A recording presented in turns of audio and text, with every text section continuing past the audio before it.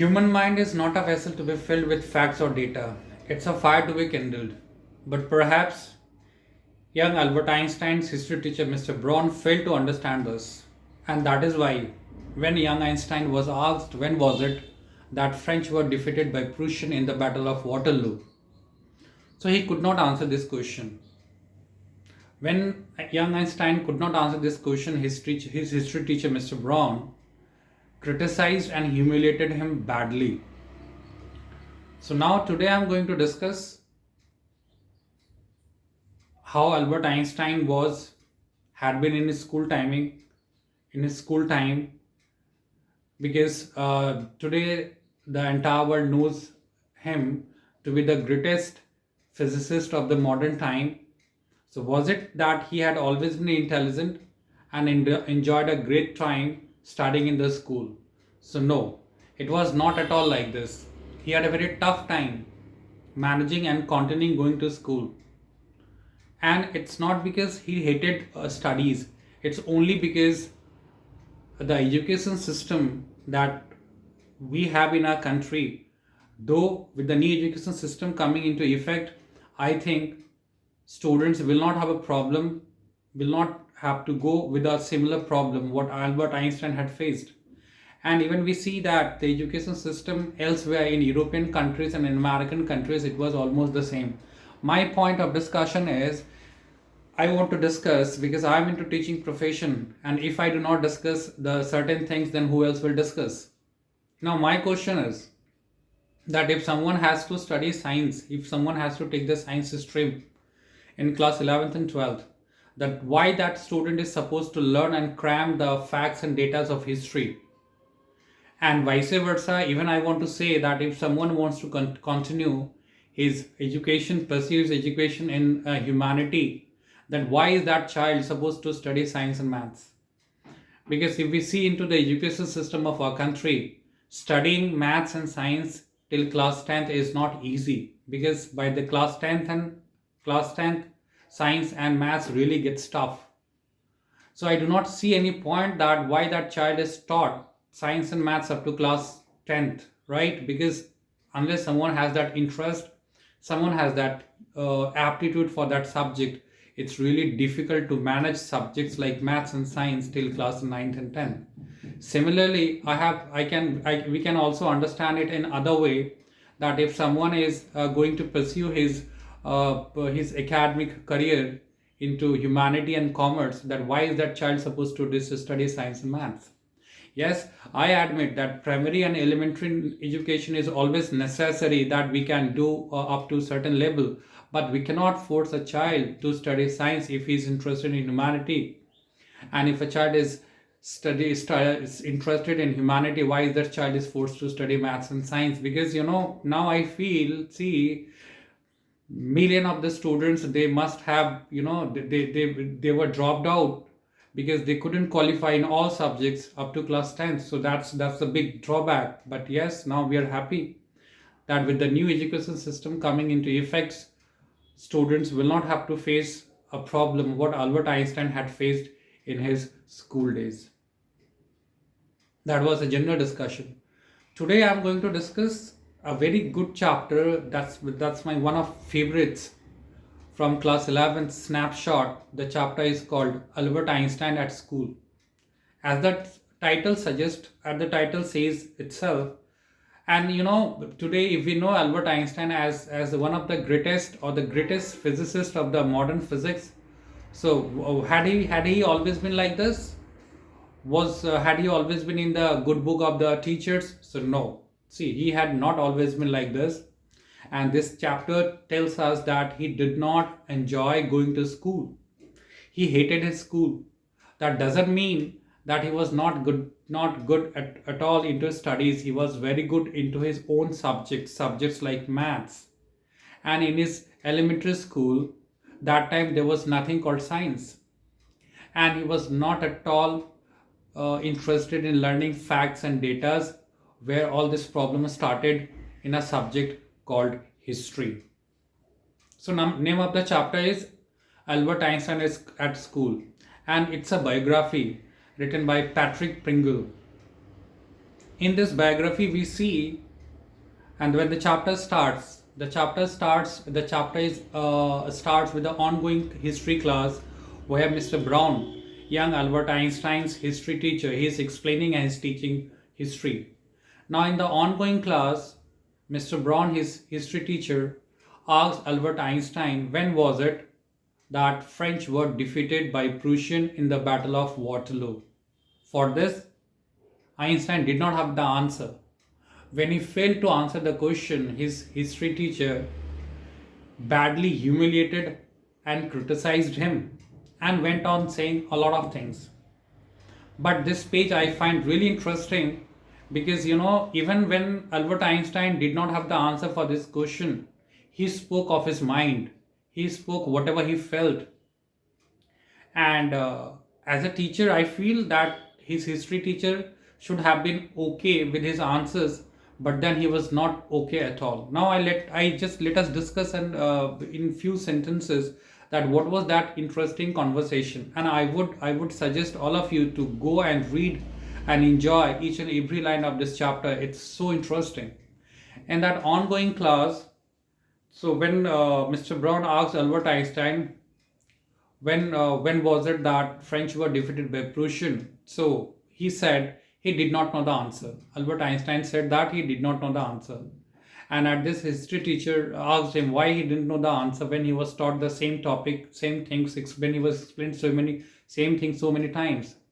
And at this, Albert Einstein said that he did not bother to remember the facts and data, because if he wanted to know the facts and data, anytime he could browse the pages and he could come to know that at what date that particular battle was fought.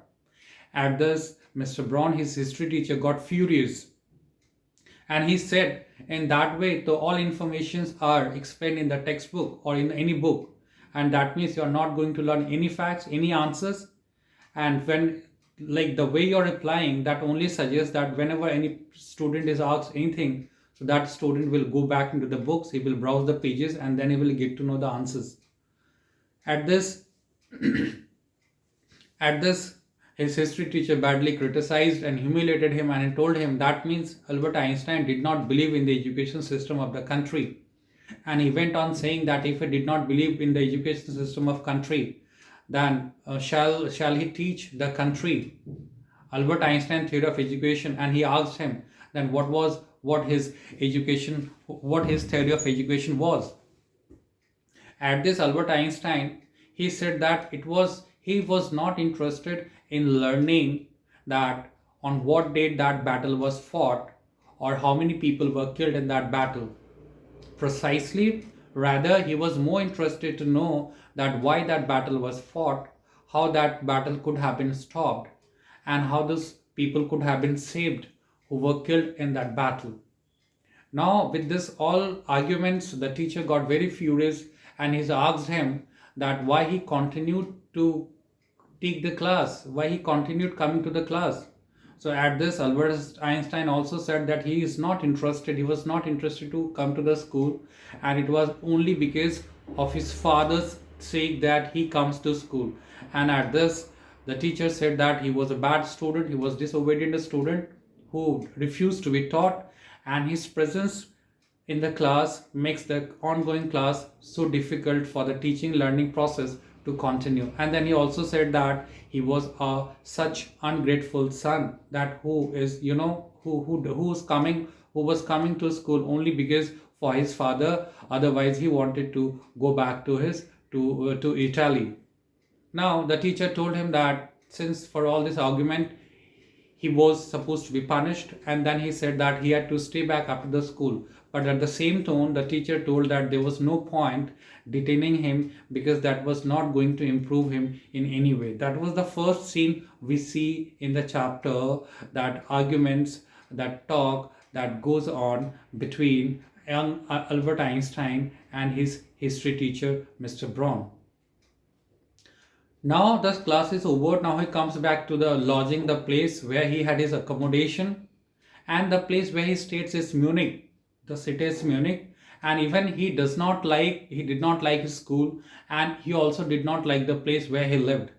It was not because that he could not afford to live in a posh area, because the place where he lived, it was not slum, but then it was all inhabited by poor people, and the place where he lived, so there was a lot of violence. He did not like the place where he lived, not because he did not have means of luxury, or there was filth, or there was dirt, or there was squalor all around. It was only because that there was a lot of violence the place where he lived. The landlady where he lived, his landlady often beat her own children, and they howled a lot, they cried a lot, and that all created a lot of disturbances for Albert Einstein.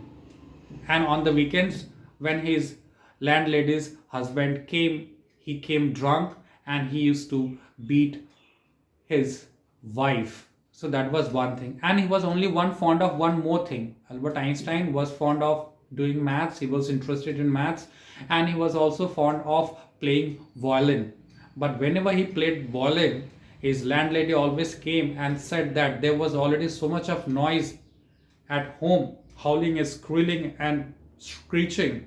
So she could not stand, and she could not tolerate the music of the violin, and she called it all a noise. So at this, Albert Einstein wanted to say that it was not the children who made the noise, it was she who made them cry, and as a result, they shouted and they cried a lot.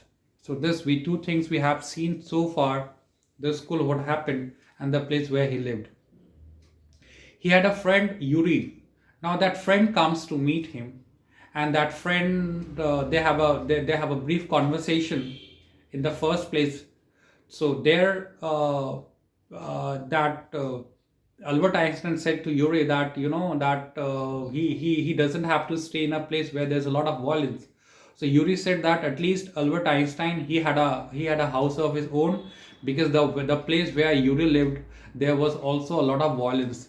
And then he narrated that only the other day there was a fight, and in that fight, there was a fight, and one boy murdered other one, and the boy who murdered the other one, he had a regret that he did not have any scar on his face to show to the rest of his life that that scar he got because of that fight. And he was let off go with a warning that he could not, he must not, he was warned that he should not get into any such kind of fight in future. That was something. Now we see that Elsa, his cousin from Milan, she comes to meet Albert Einstein, and there we see a very sweet conversation going on between Albert Einstein and his cousin Elsa. Now at here we see that Albert Einstein expresses his concern that he had great doubt that he would not be able to qualify the exam, because that qualifying that school level exam was very necessary, and only after that he could go to Italy and he could take the admission in diploma college.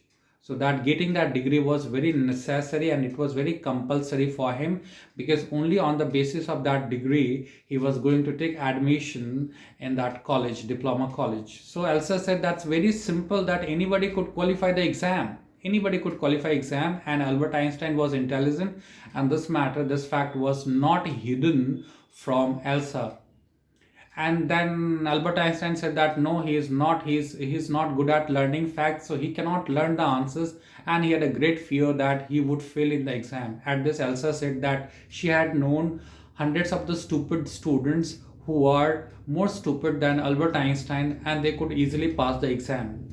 Here we see there's a big comments on education system. Elsa said that all you are required to pass the exam is not to understand it, just to cram it and write it and put it down on the paper. So here we really, at this point of time, when we see, I find a lot of that's a big criticism, that's a big comment on the education system. Elsa said that when one has to pass the exam, one doesn't have to understand it, one doesn't have to see its all point. What all one has to do is to go into the examination hall and put down all the things what the teacher has taught him, irrespective of whether he has understood or not. At this, that Albert Einstein said that I cannot learn things like a parrot. But there Elsa saw Albert Einstein carrying a book. So Albert, then Elsa said that, "What is that book? What are you carrying this book? Is it science?" So Albert Einstein said that no, there is hardly a topic science in our school now. It's a geology book. Geology. One is geology and one is geology. Geology is that, which deals with the Earth's surface, the different layers of the Earth, like the core, the mantle, and the crust. And at this, Elsa asked Albert Einstein if that book was in his syllabus curriculum. So Albert Einstein said that no, it was not in his curriculum, but still he learned, he liked reading that because he was interested at that. At this, Elsa asked that why he was learning that book when it was not in syllabus. So at this, Albert Einstein said that, is it not a strong enough reason that since I like reading the books, so I'm reading, because I don't bother and I don't only read those books which are supposed to be asked in the examination. So this I really point I liked. So children, you have to expose yourself to books. You have to look beyond your syllabus, right? You may get some marks less in your exams, but your ideas should be more, your ideas should be broad, because what the point here we are getting to see through Albert Einstein, that he was talking of the ideas are more important than the facts and data. Now again, as the chapter moves on, again we see that Albert Einstein, once again he comes in talk, he's in conversation with his friend Yuri. Now, Albert Einstein was asking Yuri if he knew any doctor. So, at this, Yuri got surprised that why all of a sudden Albert Einstein was talking of a doctor. So Albert Einstein explained everything is to friend Yuri, that he didn't like he didn't want to go to school anymore, because really he was not enjoying. He was simply wasting his father's money and his times and his teacher's time. And Albert Einstein said that if he kept on visiting his school anymore like that, he would have a serious nervous breakdown. And he asked Yuri, his friend, if you knew any doctor. So Yuri thought a lot, and after considering and after thinking a lot, he reminded that yes, he had known a friend who was a doctor, and recently he was a pastor. He had become a doctor without much of experience. And that Yuri told Einstein that when you go to visit him, I think that you would be his first patient. And his friend Yuri gave him the address of that doctor, the doctor Wells, Ernest Well was his name. The next day, the previous night, the whole night, Albert Einstein couldn't sleep, thinking how he was going to face the doctor and what he would say to his doctor. The next day, he was before the doctor, and the doctor told him that his friend Yuri had already informed that there would be coming a boy, a patient. So he had to discuss. So that really made his meeting, his appointment with the doctor easy. At this, Albert Einstein expresses fear that means the teacher, the doctor, Mr. Well was not going to certify that he had a nervous breakdown, because he wanted to stay away from school for 6 months. So at this, Dr. Well asked him how he was so sure that the doctor was not going him to certify that he had a nervous breakdown, because what this doctor saw him and read his face, he understood and realized that there was a lot of panic, and Albert Einstein was totally horrified about the concept of going to school and facing a class like history. And then he understood that if I do not certify you that you needed to stay out of the school for 6 months, so I can see very soon in near future you would have a nervous breakdown. At this, the doctor, Mr. Well, asked him that for how long he was required to be certified to stay away from the school, and he said that he was going to put it for 6 months, because 6 months time would be enough, and if the things went wrong, so again he could come after 6 months and he could continue his school. And at the same time, he asked Albert Einstein not to forget to take a strong recommendation from his mathematics teacher, because only after getting a strong recommendation from his mathematics teacher, he would be able to take admission in diploma in Italy. And having done with all these things, when Albert Einstein asked how much he was supposed to pay, at this, Mr. Well, doctor asked him he need not pay him anything, and if he really wanted to do something, so he must take his friend Yuri for a treat. Next day, we see Albert Einstein coming to his maths teacher, Mr. Koch. Now, Mr. Koch was a mathematics teacher, and since I told you Albert Einstein was very much sharp and intelligent and he had great aptitude for mathematics, so he was a favorite of his mathematics teacher, Mr. Koch. Now, Mr. Koch asked him, "What do you want?" Because Mr. Koch knew it much before Albert Einstein had realized that he would not be continuing to his school. So Mr. Koch, his mathematics teacher, asked him what he should write for his recommendation. He asked if he could write, he wanted to write that, that his student Albert Einstein knew more than what his mathematics teacher knew. So at this point, I really like that part of mathematics teacher, Mr. Koch. See, he was so generous, he was so true in his observation.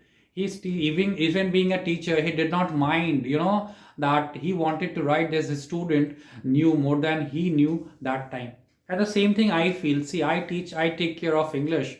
So I would love to see a student in my class, maybe a boy and girl, whose knowledge of grammar, whose understanding of grammar, whose interest for grammar would be more than what I have. And that would really make me happy.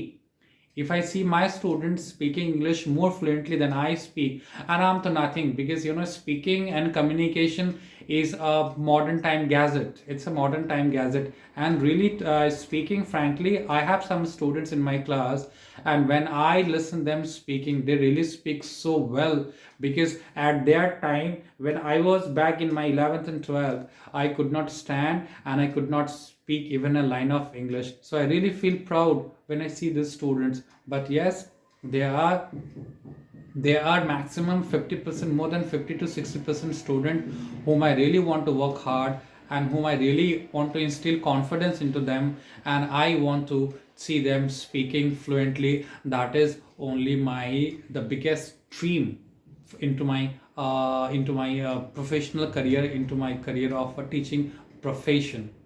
So that teacher said, "No, sir, don't put." Albert Einstein said, "No, sir, that's fine. Only you just write. You just write, put the things in a word which would help me to take admission back in Italian diploma." So really, he thanked his teacher. Now the next day, he was called by his head teacher, headmaster, and he did not know for what reason he was called, because he did not do anything. And when he was called, he really felt happy, because he did not have to go and take an appointment, because that would have wasted another time. So he went to his teacher, and when he went inside, and the teacher explained that, we are not going to keep you any long in the school. The head said that he was going to expel him. He was not going to keep him in the school, because he was receiving a lot of complaint about Albert Einstein, that when he was in the school around, it became very difficult for the teacher to continue with the process of teaching and learning. And at this, Albert Einstein felt so bad, because that medical certificate, that recommendation letter he had in his pocket, and he had to manage a lot to get himself expelled. Now his headmaster was going to expel him, but it was not his headmaster who thought of expelling him, but it was Albert Einstein who thought of getting himself expelled by his own. So it was all that. He was thankful for his teacher, and when he was leaving the class, the office, his head's office, the headmaster said that when you go, after close the door, and he didn't bother to listen to that, and he banged the door and he stepped up the school classroom, his office. And when he was leaving that Munich, the city, he thought that there was not a single person in the entire city, and when he did not see this, and what a tragedy, when he was leaving the school, he did not like to look back and turn back and to have a glance into school. He hated the atmosphere so much. He hated the school so much. Can you imagine, as scientist, the greatest scientist of all time of physics, he hated his school so much that even when he was leaving the campus for the last time, he did not think of turning back and having another look into school. And even he did not remember that in the entire school campus, there was a single teacher, there was a single student whom he wanted to meet, except for his maths teacher and his friend Yuri. So I want children that, when you leave the school, you must miss your school, because I want your school to enjoy. And if you don't feel anything, that the thing is not being taught in a right way, or if some ideas comes to your mind, so don't be afraid, and frankly share it with the teachers. And I think we teachers are experienced enough. Teachers are have lot of understanding. We would never mind your things, we would never criticize you as Albert Einstein was criticized in his classroom. So that's my favorite subject, right? And do it. And I would suggest that as and when you have time, you get hold of that book, which is autobiography, and the name of autobiography is Albert Einstein at School. So read it, enjoy it, have your own opinion, because at last, I want to finish it with the one thought: the great mind discusses idea, average mind discusses incident, and the small mind discuss people. So once again I repeat my thought: the great mind discuss ideas, the great minds on the people on the world. If you want to be great mind in the world, you must have good ideas. Average mind, they discuss incident, this happened, that happened, this happened, that happened. And the small mind discuss people. So don't be that small mind. People should be in your talk, but what kind of people? The great scientists, you should be talking and reading about their autobiography, not that what that person is wearing, how he is walking, what he is doing, what she is thinking. Not because a small mind, never get into groups, have your own individuals, have your own individual identity. And I always encourage students not to always move around in groups. Stand out alone, be your have guts in yourself, be a strong individual, right? Share your own opinion. And sometimes it's because when you talk, when you're always in the group, that makes you, good in your conversation. But when you give time to yourself, when you talk to yourself, when you spend time to yourself, you get great ideas, and a lot of thoughts, and it comes to your mind, and you become intelligent. And because what is important in life is all about ideas. So that's fine. So that's we study English, we teach English, right? But then we have studied the greatest scientist, the physicist of the modern physics, Albert Einstein. God bless you. Thank you.